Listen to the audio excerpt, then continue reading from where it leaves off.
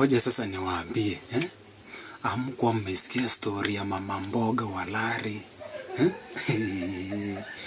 Ni kubaya. Unaona mama mboga yule Walari, Kuna hiyo video yake na trend, na kama uko umesikia ama uko umeona, mimi niko na hiyo video. Lakini kwa sababu ya staki account yangu idropiwe, Ndakuelezea tu story yake ujue vile hadi kufikia saizi imefika. Kama uko unamjua, kuna story yake, hiyo video ina trend sana ya ule jamaa, ule fundi wa simu alienda akaona video zake za nude. Sasa huyu jamaa kuiona hivi, tulia, ukiwa na haraka pia utaki nikueleze venye ilikuwa unawezaenda. Sasa huyu jamaa amechukua ile video ule madam, akiwa na ka benten kale ka boy kadogo hivi.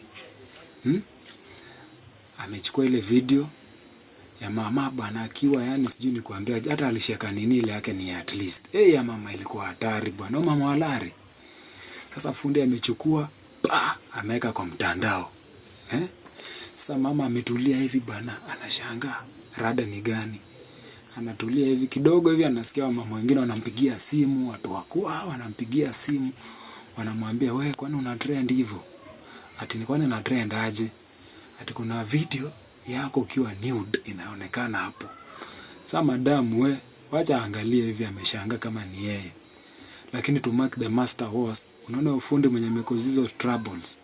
Saizi mama wenyewe ajulikani yako wapi, sijui hata kama amejinyonga. Kuna video yenye inakuja patunda kuelezea venye hali inaendelea kuenda. Juu huyu mama limefikia huyu fundi wa simu pia ako mahali moto, hiyo sikuelezei sahi. Lakini next naenda kupigia story yote.